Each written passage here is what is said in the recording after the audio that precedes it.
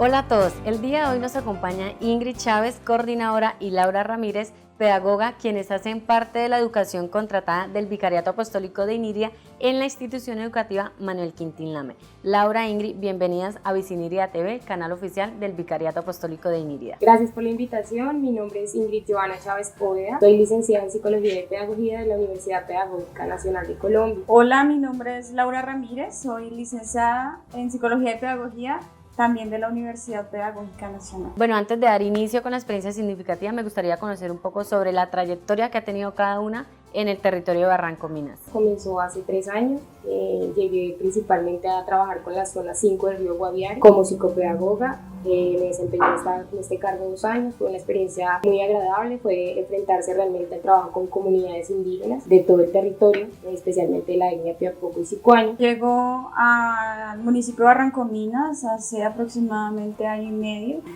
Venía como de trabajar en unas experiencias completamente distintas. Había trabajado con comunidades, pero no con comunidades indígenas colombianas.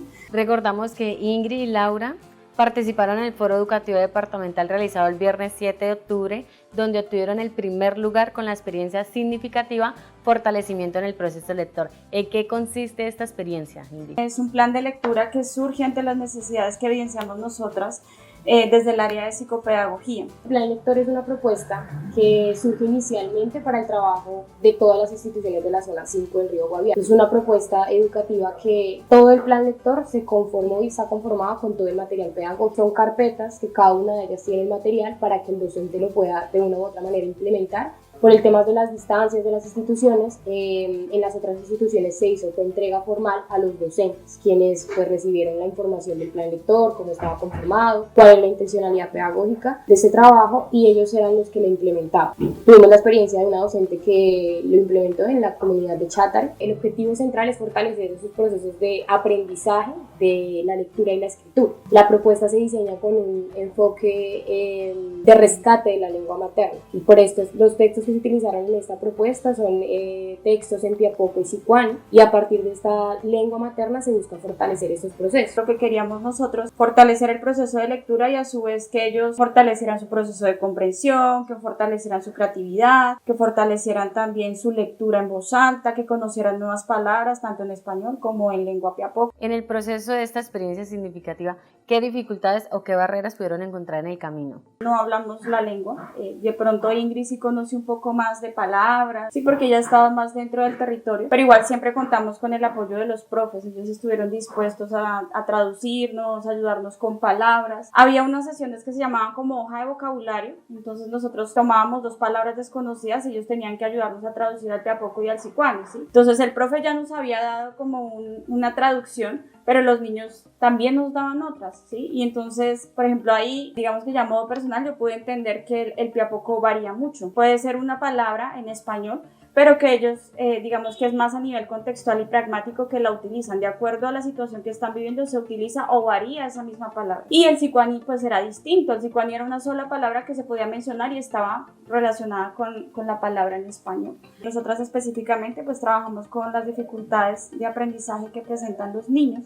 Entonces, al hacer diagnósticos y valoraciones nos damos cuenta que hay esta necesidad específicamente, sobre todo en los niños. El trabajar en la comunidad de Barranco Minas viene siendo un reto, teniendo en cuenta que llegaron a trabajar con comunidades completamente desconocidas, de las cuales nunca habían trabajado. ¿Hubo alguna experiencia de algún niño o niña en el territorio que las haya impactado? Tengo el caso de una estudiante con la que he trabajado desde que llegué al territorio. A veces uno intenta generar procesos con ella, digamos que haya con una relación.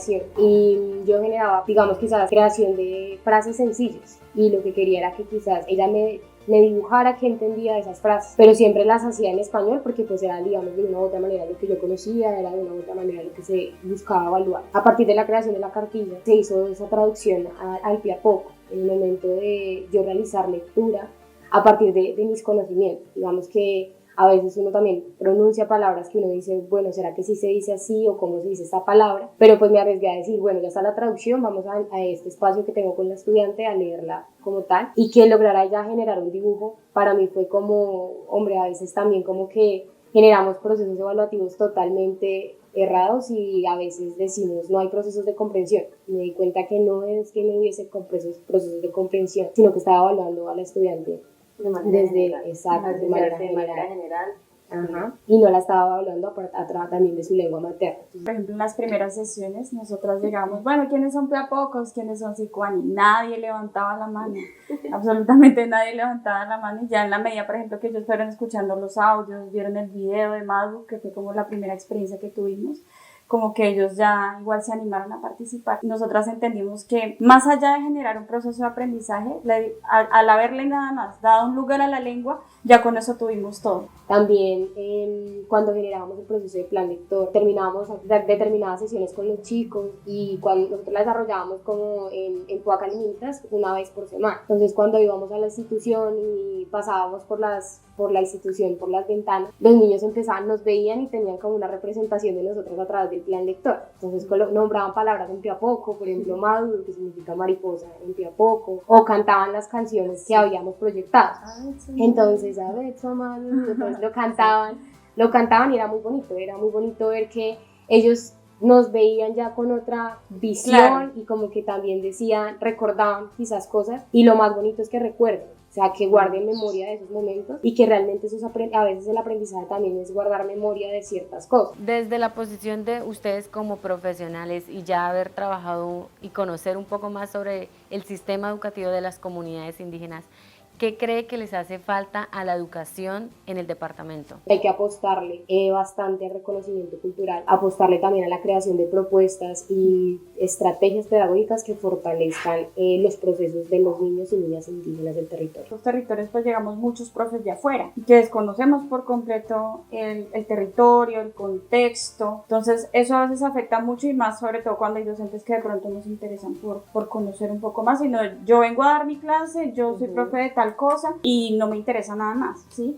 Entonces, en la medida en que uno se dedica, se sienta, estudia, habla, aprende, ¿sí? Yo creo que uno puede mejorar sus estrategias pedagógicas tanto dentro del aula como fuera del aula. Yo también pensaría que hace falta como más incentivos para la generación de proyectos que permitan rescatar, sobre todo la lengua piapoco, porque veo que en Sicuani hemos encontrado mucho más material que en piapoco, ¿sí? Entonces, faltan como más incentivos para eso, y que los proyectos que se desarrollen no queden solamente con las fotos de los niños y se los lleven por allá para mostrarlos, sino que de verdad queden en las instituciones educativas, que se sigan generando, que se sigan ejecutando, porque de verdad que ahí es donde está. Exactamente. Ya hablando un poco del sistema de educación, ¿esta cartilla se podría considerar como un sistema de educación propio? Digamos que es un sistema de educación propio en la medida que es un recurso educativo, ¿sí? Es un recurso que puede ser usado. Si le apuntamos a un sistema de educación propio o toda una construcción propia, tiene que generarse mucho más material pedagógico, no solamente una cartilla o no solamente un audio, sino que se tiene que hacer un proceso mucho más macro, que tiene que ver realmente con el trabajo conjunto de muchos docentes, de toda la parte educativa, desde rectores, coordinadores, docentes, y también que los mismos estudiantes piensen, digamos, esto de lo propio. Digamos que la experiencia significativa es un paso o una muestra de cómo se puede trabajar pedagógicamente desde la cultura. ¿Qué queríamos nosotros, por ejemplo, desde el área de psicopedagogía? Fortalecer procesos, ¿sí? Porque veíamos que estaban los niños súper atrás en procesos y queríamos fortalecerlos y que ellos se sintieran bien durante ese camino. Y se logró con muchos estudiantes, se logró que leyeran en voz alta, encontramos muchísima creatividad, muchísima imaginación en los niños. A veces uno les pide un dibujo y los niños hacen una cosa así de grande, ¿sí? Y ya con el pasar de las sesiones, por ejemplo, veíamos que ellos se expresaban mucho más. Entonces, eso es a lo que nosotros nos referimos con un proceso,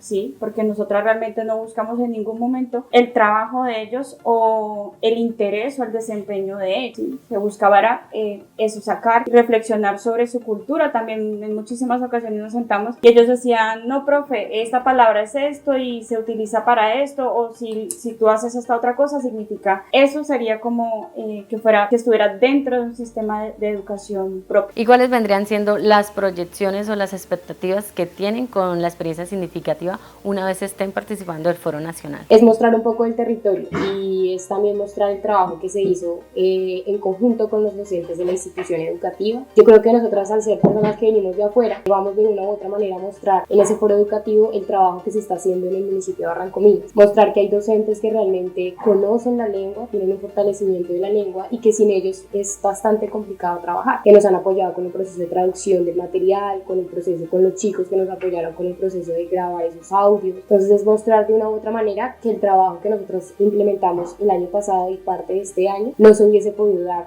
quizás si no se trabajara en equipo en la institución educativa. Entonces, como en el departamento del Guainía se están ejecutando grandes experiencias significativas, sino que pues a veces quedan en el territorio.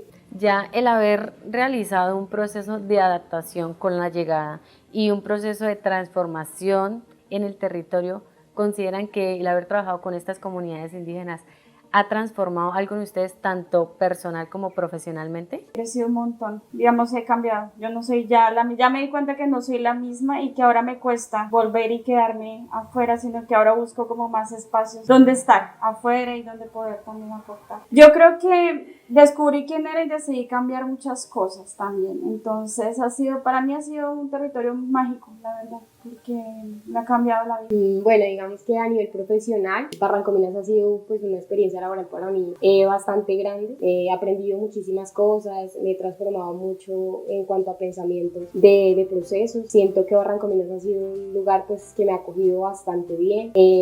Personalmente he encontrado personas que, a pesar de no ser familia, lo tienen a uno muy presente. Entonces, digamos que llegar a lugares tan alejados del país, donde no está tu familia, digamos que a nivel biológico, pero sí puedes encontrar a otras personas que indudablemente pues están ahí apoyándote y de los cuales puedes aprender. Entonces, enfrentarse con profesores que llevan años viviendo en el territorio, sentarse a hablar con ellos y que le cuenten a uno cómo era realmente la educación hace más o menos 50 años allá en el territorio, digamos que es un aprendizaje bastante bueno. Bueno, recordamos que el próximo 10 y 11 de noviembre ellas estarán participando en el Foro Educativo Nacional en la ciudad de Bogotá. Esperamos que allí puedan generar un impacto nacional y den a conocer un poco sobre la educación en el territorio del Guainía. Invitamos pues a las comunidades, a los niños, a las niñas, a los profes a que participen pues también de estos proyectos, que veamos la educación no solamente como algo con lo que tengo que cumplir o como una obligación, sino como una experiencia también de tipo personal y de tipo social en la que podemos pues crecer un montón, aprender y sobre todo generar algo, transformar